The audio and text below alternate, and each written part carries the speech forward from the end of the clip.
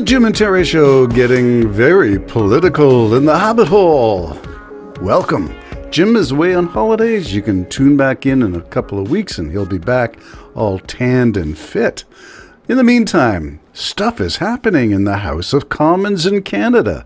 It is the House of Uncommon shenanigans, language, violation of decorum, name-calling. What went on? What happened? You've probably followed it all on the news already.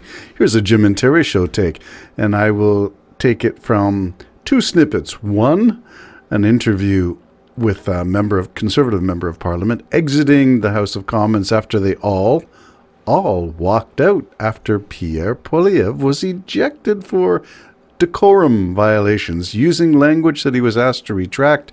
He refused to retract. He did rephrase, but the rephrasing got worse. And finally the Speaker, yes, he was a Liberal representative, member of Parliament, but he's the Speaker.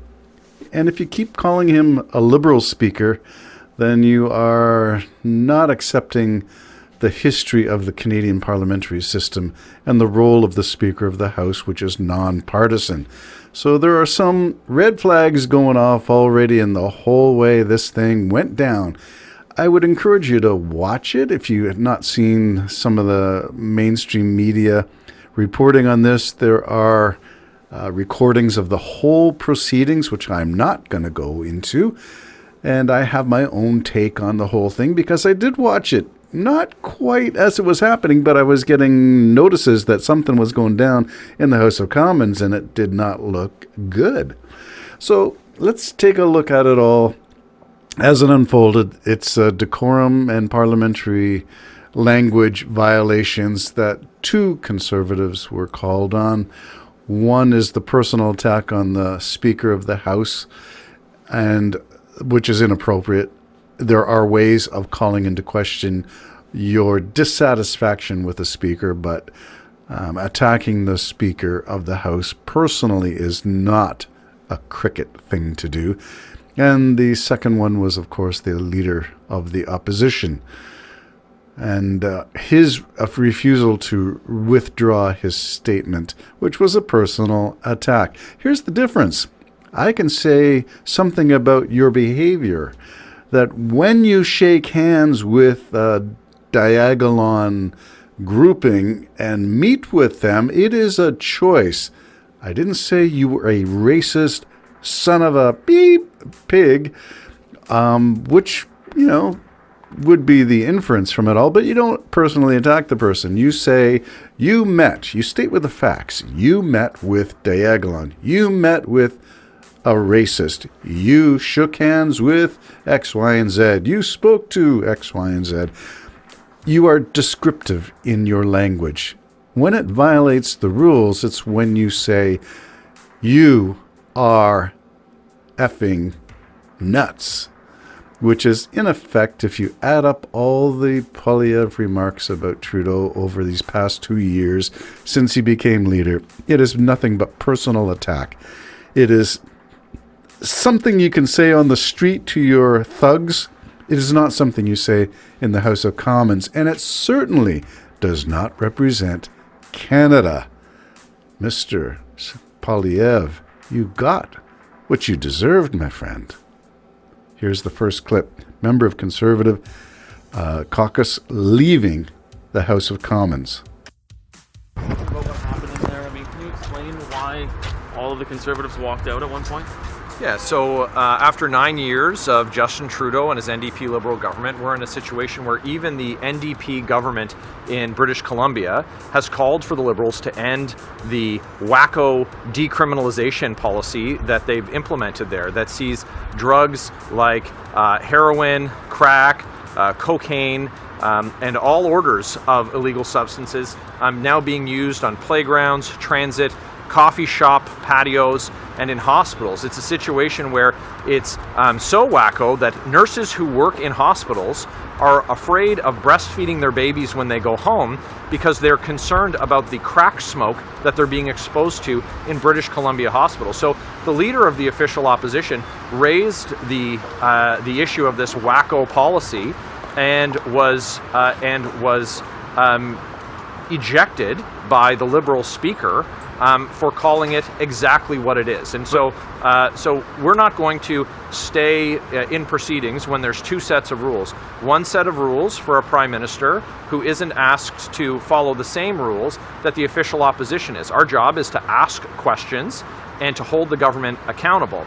It's not the job, of course, of the speaker, because he's a Liberal, to protect a prime minister whose wacko policies are putting people's lives in danger. And now we know that the Liberals are considering the same policy. It's a wacko policy, but for the city of Toronto here in Ontario. But Mr. Poilievre was asked to withdraw the comment, and he did not twice. Yeah, Why not? Why not, instead of having this situation where he was removed from the House, why not withdraw that comment? Yeah, quite simply, Mr. Poilievre did withdraw the comment. He replaced it. He did not withdraw it. He said he replaced it, and of course, the problem, Mike, is that the problem is that there's two sets of rules. There was a set of rules that was being applied to the leader of the official opposition, and there was a different set of rules being applied to the prime minister.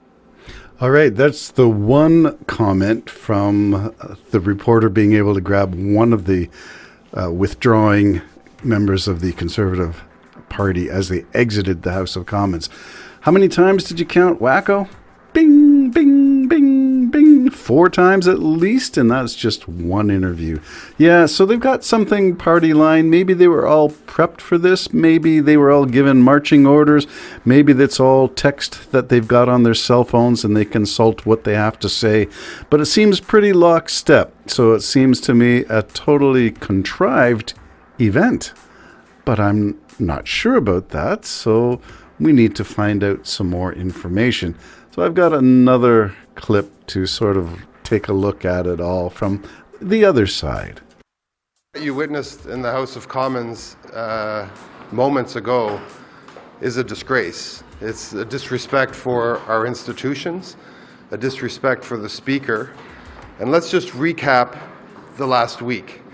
You have a leader of the opposition who proactively visits and cultivates the support of white nationalist extremist groups, people who have threatened wars on LGBTQ communities, who have threatened to gang rape female journalists. This is not normal. What is also not normal, and which we should not overlook, is that just yesterday, with a wink and a nod, the leader of the opposition threatened to tear up the Charter of Rights. So it is no surprise that now all jacked up on this very extreme rhetoric, the House of Commons turns into something quite unprecedented. Well, there you go. A spokesperson for the Liberal side of things. Unprecedented, uncommon. The House of Uncommons, not the House of Commons. Can you come to a conclusion about rhetoric? Does rhetoric... maybe it's in the orders of, it's the movie, manners maketh the man, and lack thereof also indicates lack thereof. What kind of leader do you want, I guess, is the bottom line. One who's going to come out and personally attack and rant and rave, and the parallels between Trump and Poilievre are uncanny. The parallels between policies. What policies? Trump's policies is I'll do what I want. Poilievre seemed to suggest that he was going to make his own laws. His laws. Not the Constitution determines the laws, but he. Sounds a lot Trumpish, in my opinion. Well, anyway, that's the big kerfuffle that happened. The big kerfuffle. I think that's how you spell it. K-E-R, fuffle, kerfuffle.